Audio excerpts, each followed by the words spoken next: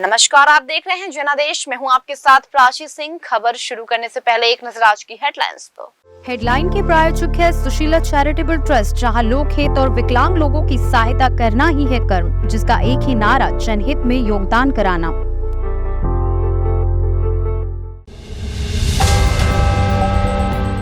दिल्ली सरकार के सभी ऑटो रिक्शा में जीपीएस ट्रैकिंग लगाने का निर्देश, नियम न पालन करने पर एक्शन होगा। सीएम केजरीवाल और एलजी के घर के बाहर महापंचायत की घोषणा, आखिर क्यों नाराज है दिल्ली देहात। हैदराबाद में कांग्रेस के दिग्गजों का जुटान, 5 राज्यों के चुनावी समर पर नजर। अब निपाह वायरस का काम होगा तमाम, ऑस्ट्रेलिया से एंटीबॉडी मंगाने का फैसला। अयोध्या के राम दरबार का नया नक्शा आया सामने, श्रद्धालुओं के लिए होगी ये सुविधाएं। भारतीय सैनिकों की शहादत को लेकर पाकिस्तान पर भड़की सीमा हैदर, कह दी चूकने वाली बात। अब समाचार विस्तार से। दिल्ली में करीब 90,000 ऑटो रिक्शा है और वर्तमान में केवल लगभग 10,000 ऑटो रिक्शा के पास सक्रिय इंटरनेट कार्ड है, जिसके माध्यम से जीपीएस का उपयोग करते हैं।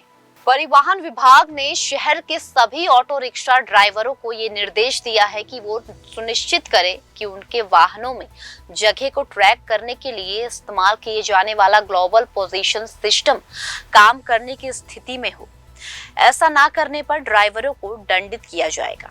मामले की जानकारी रखने वाले एक अधिकारी ने कहा कि ऑटो रिक्शा ड्राइवर द्वारा सरकार द्वारा निर्धारित मीटर बॉक्स के अनुसार किराया नहीं वसूलने की कई शिकायतें के बीच कदम उठाया गया है।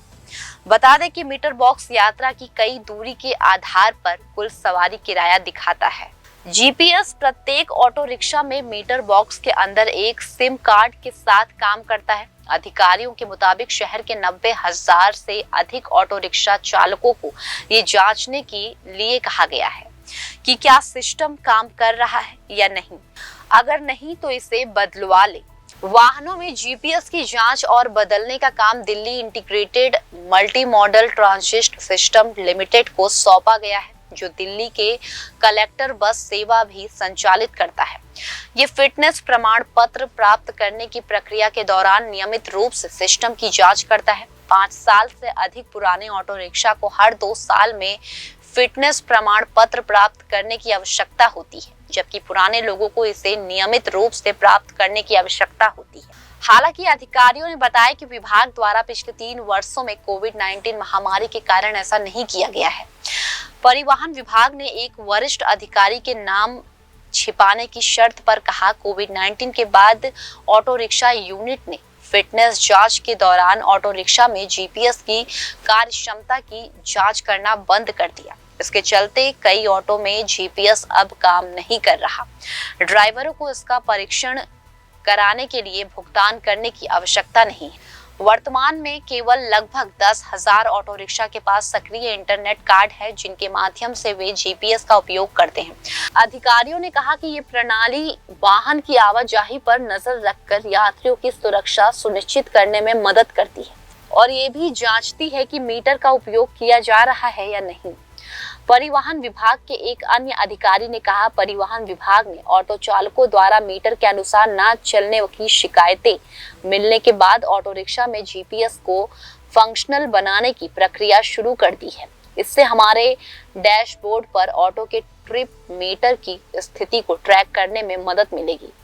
हालांकि कई रिक्शा ऑटो चालकों ने कहा कि जीपीएस वर्षों से वाहन का खराब हिस्सा है और वाहन चोरी के किसी भी मामले में इससे कोई मदद नहीं मिली है। NCR auto taxi transport federation के दिल्ली अध्यक्ष एनएस मंसूरी ने कहा, हमने विभाग को एक पत्र सौंपा है कि इस अनावश्यक उत्पीड़न को रोका जाना चाहिए। जीपीएस ने कभी भी हमारी मदद नहीं की है और जो ऑटो चोरी हो गए हैं उन्हें कभी भी बरामद नहीं किया गया, भले ही उसमें जीपीएस भी काम कर रहा हो। इसके अलावा कई ऑटो चालकों ने फिटनेस जांच के दौरान अधिकारियों ने बताया कि अब जीपीएस जांच की जरूरत नहीं है, अब ड्राइवरों को इससे पूरा करने में पूरा दिन बर्बाद करना होगा। इससे पहले 3 सितंबर को पालम 360 दिल्ली और उसके आसपास के 365 गांव के मुद्दों पर महापंचायत हुई थी। नाराज ग्रामीणों का आरोप है कि सरकार की ओर से अव्यवहारिक नियमों को दिल्ली देहात के ग्रामीणों पर थोपा जा रहा है। दिल्ली के विभिन्न गांवों के ग्रामीणों ने अपनी मांग को लेकर बड़ी लड़ाई की घोषणा की है। दिल्ली देहात के ग्रामीणों ने पालम 360 खाप के बैनर तले शनिवार को दिल्ली के मुख्यमंत्री अरविंद केजरीवाल और उपराज्यपाल वीके सक्सेना के आवास के बाहर महापंचायत करने का ऐलान किया। ऐसा बताया जा रहा है कि इस महापंचायत में दिल्ली के 360 गाँव के लोग शिरकत करेंगे। दिल्ली पालम 360 खाप की पंचायत की एक प्रमुख मांग है कि एमसीडी ग्रामीणों इलाकों में रिहायशी संपत्तियों को प्रॉपर्टी टैक्स के नोटिस देना बंद करे। इसके अलावा ग्रामीणों की मांग ये भी है कि दिल्ली सरकार ग्राम सभा की जमीन डीडीए को देना बंद करे। महापंचायत की ये भी मांग है कि लाल डोरे का विस्तार किया जाए। ग्रामीणों को भूमि अधिग्रहण कराने के मामले में अल्टरनेटिव प्लॉट जल्द से जल्द दिए जाएं और गांव वालों को पुश्तैनी संपत्ति का मालिकाना हक दिया जाए।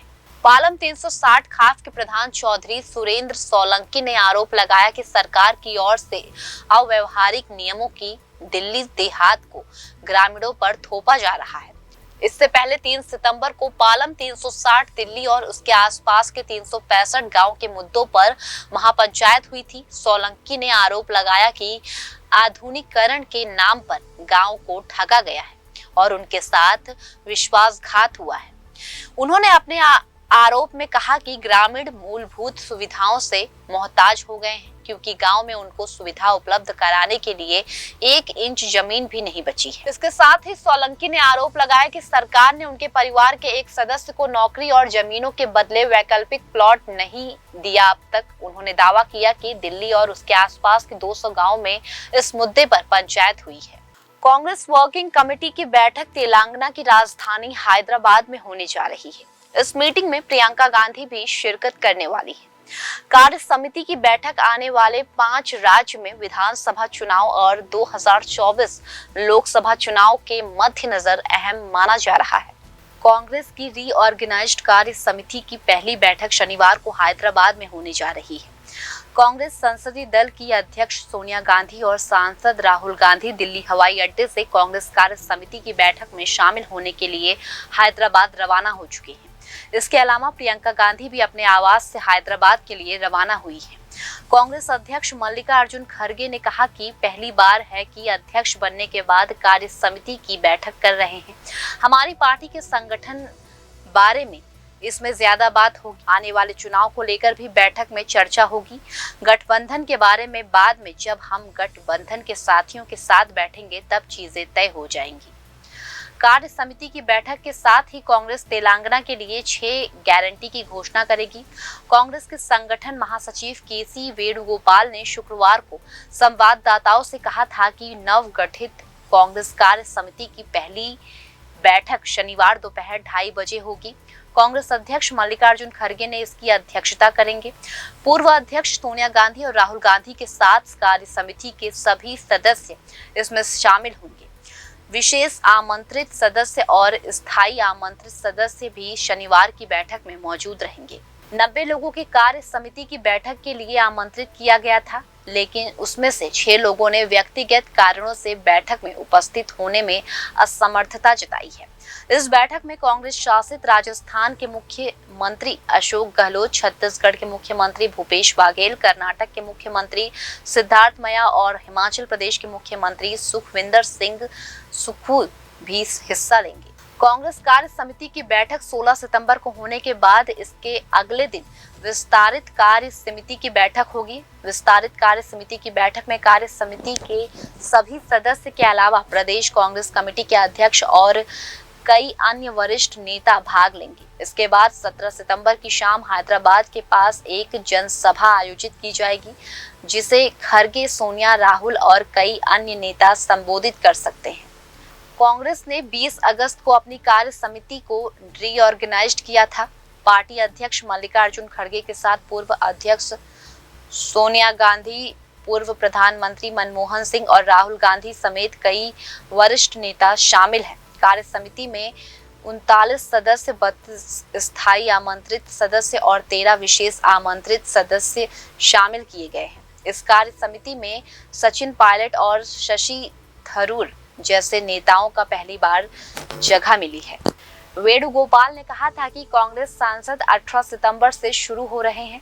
संसद के 5 दिवसीय विशेष सत्र में शामिल होने के लिए दिल्ली रवाना हो जाएंगे, लेकिन पार्टी के अन्य नेता तेलंगाना के विधानसभा क्षेत्र में जाकर जनता से संपर्क करेंगे और बीआरएस सरकार के खिलाफ आरोप पत्र सामने लाया जाएगा। सूत्रों के मुताबिक बैठक में विपक्षी दलों के गठबंधन Indian national development inclusive alliance के एकजुटता को आगे आने के लिए चर्चा हो सकती है। सूत्रों ने यह भी बताया कि भारत जोड़ो यात्रा के दूसरे चरण की संभावनाओं को लेकर भी इस बैठक में चर्चा की जा सकती है। सूत्रों के अनुसार कांग्रेस कार्य समिति की बैठक में महंगाई, बेरोजगारी, अर्थव्यवस्था की स्थिति, चीन के साथ सीमा पर तनाव और कथित भ्रष्टाचार के मुद्दों पर सरकार को घेरने की रणनीति पर भी मंथन हो सकता है। केरल में निपाह वायरस के बढ़ते मामलों के बीच आईसीएमआर ने भी चेतावनी जारी की है। इसे कोरोना से भी ज्यादा खतरनाक बताया जा रहा है। ये कोरोना वायरस से न सिर्फ अधिक संक्रामक है बल्कि मृत्यु दर भी ज्यादा है। इस बीच आईसीएमआर ने ऑस्ट्रेलिया से मोनोक्लोनल एंटीबॉडी मंगाने का फैसला किया है। आखिर केरल में निपाह वायरस का खतरा अधिक क्यों बताया जा रहा है? केरल सरकार के मुताबिक निपाह वायरस में बांग्लादेशी वेरिएंट का होना चिंता की बड़ी वजह है। एहतियात के तौर पर 14 और 15 सितंबर को सभी स्कूल संस्थानों को बंद किया गया था। लोगों से बिना किसी वजह के यात्रा नहीं करने की अपील की जा रही है। इन सब के बीच आईसीएमआर ने चेतावनी देते हुए बताया कि निपाह वायरस कोरोना वायरस से भी ज्यादा खतरनाक है। इन सब के बीच आईसीएमआर ने कहा कि वो ऑस्ट्रेलिया से मोनोक्लोनल एंटीबॉडी के 20 और डोज मंगाने जा रहे हैं। निपाह को एनआईवी के नाम से भी जाना जाता है। विश्व स्वास्थ्य संगठन के मुताबिक 1998 में मलेशिया के सुगई निपाह गांव में एनआईवी के बारे में पता चला और इसे निपाह नाम लिया। ये वायरस सुअर और चमगादड़ों की वजह से इंसानों में फैलता है। खास बात यह है कि कोई जानवर या इंसान चमगादड़ के जूठे फल या सब्जी को खाता है तो उसके निपाह से संक्रमित होने की संभावना बढ़ जाती है। ये बेहद संक्रामक है। Indian council of medical research के मुताबिक निपाह वायरस से मृत्यु दर 40 से 70% है। ये कोरोना वायरस से होने वाली मृत्यु दर की तुलना में काफी ज्यादा है। कोरोना से मृत्यु दर 2 से 3% है। इस बीच केरल में निपाह वायरस का एक और संक्रमित मिला है। इसको मिलाकर यहाँ कुल संक्रमित लोगों की संख्या 6 हो गई है। आईसीएमआर के मुताबिक इस बीमारी के लिए दी जाने वाली मोनोक्लोनल एंटीबॉडी केवल 10 मरीजों के लिए बची है। मोनोक्लोनल एंटीबॉडी 20 खुराक और मंगाई है ताकि संक्रमण की शुरुआत में ही मरीजों को दिया जा सके।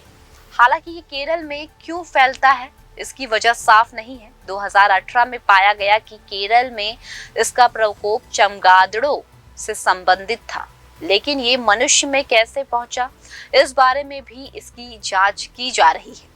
निपाह का खतरा अक्सर बरसात के मौसम में ही होता है। बताया जा रहा है कि निपाह से संक्रमित व्यक्ति दक्षिण पूर्व के देशों से आए होंगे और उसकी वजह से दूसरे लोग प्रभावित हुए होंगे। निपाह का मुख्य केंद्र मलेशिया है। अब चूंकि सुअर या चमगादड़ इतनी लंबी दूरी नहीं तय कर सकते, लिहाजा संक्रमित व्यक्ति का वहां से केरल आना एक बड़ी संभावित वजह हो सकती है। राम मंदिर के साथ राम जन्मभूमि परिसर को भी सजाने की तैयारी का काम चल रहा है। परिसर में श्रद्धालुओं की सुविधाओं का विशेष ख्याल रखा जा रहा है। इस बीच अयोध्या का नया नक्शा सामने आया है। राम मंदिर के निर्माण का कार्य जोरों से चल रहा है। एक के बाद एक भव्य तस्वीरें सामने आ रही हैं। आज हम आपको अयोध्या के मैप के बारे में बताने जा रहे हैं। अयोध्या में भव्य राम मंदिर के निर्माण की तैयारी जिस तेजी से जारी है वो तेजी बता रही है कि अयोध्या में जल्द ही राम भक्तों को अपने भगवान राम के दर्शन होंगे। साथ ही इस मंदिर के निर्माण में कोई भी कमी नहीं देखी जा रही है। एक रिपोर्ट के मुताबिक अयोध्या के एक्सक्लूसिव मैप से पता चलता है कि इस पूरे परिसर को यात्रियों और भक्तों के लिए हर सुविधा से लैस रखा जाएगा।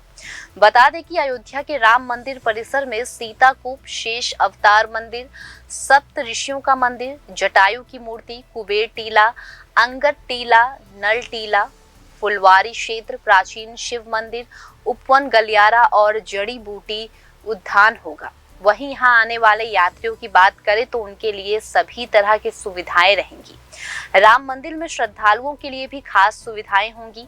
यहाँ मंदिर प्रवेश द्वार से लेकर यात्री सुविधा केंद्र, प्रशासनिक भवन, बहुउद्देशीय hall, power station, museum, VIP guest house, VIP प्रवेश मार्ग, वीआईपी पार्किंग की सुविधा, जल निकाय क्षेत्र भी होगा। इसके अलावा यहाँ पूजा पाठ करने वालों के लिए विशेष अनुष्ठान भवन बनाया जाएगा। अयोध्या राम मंदिर में चल रही प्राण प्रतिष्ठा की तैयारी बता रही है कि राम भक्तों को ये सौगात जल्द ही और भव्य तरीके से मिलने वाली है। जान ले कि 22 जनवरी 2024 को मंदिर में प्राण प्रतिष्ठा होगी। भगवान राम लला गर्भगृह में विराजमान होंगे। बड़ी संख्या में इस मौके पर श्रद्धालु अयोध्या पहुंचेंगे। पीएम मोदी भी इस मौके पर अयोध्या में मौजूद रहेंगे। राम भक्तों के इंतजार की घड़ियां जल्द ही खत्म होने वाली है। जनवरी में राम भक्त भगवान राम लला के मंदिर में विराजमान होने के बाद दर्शन करेंगे।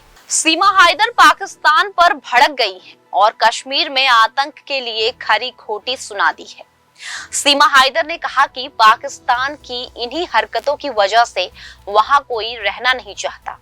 पाकिस्तानी सीमा हैदर ने यह भी कहा कि वो मरकर भी अमर हो जाते हैं, भारत माँ की गोद में सिर रखकर सो जाते हैं। जिस उम्र में तुम हसीनाओं के दुपट्टे में लिपट कर रहते हो, वो उस उम्र में घर तिरंगे में लिपट कर आते हैं। जय श्री राम, हिंदुस्तान जिंदाबाद।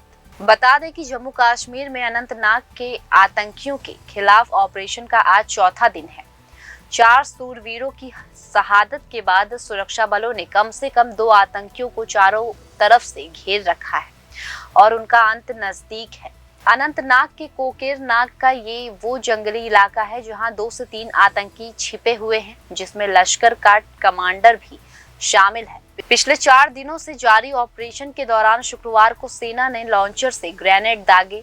तब विस्फोट के बाद एक आतंकवादी उस जगह से भागता दिखा। ड्रोन कैमरे में भागते आतंकी की तस्वीर रिकॉर्ड हुई है।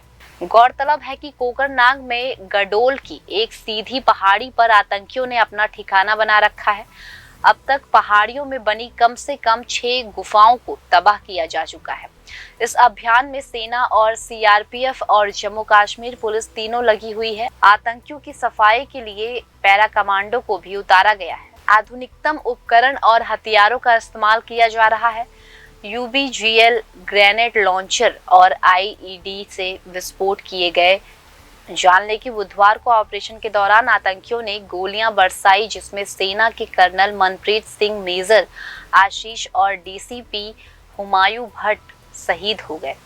शुक्रवार को एक और जवान का शव मिला जो कि कर्नल मनप्रीत सिंह की टुकड़ी में शामिल था। जंगल में छिपे आतंकियों का किसी भी वक्त खात्मा तय है, क्योंकि वो चारों ओर से घिर चुके हैं। फिलहाल खबरों में सिर्फ इतना ही। आगे खबरों में बने रहने के लिए देखते रहिए जनादेश।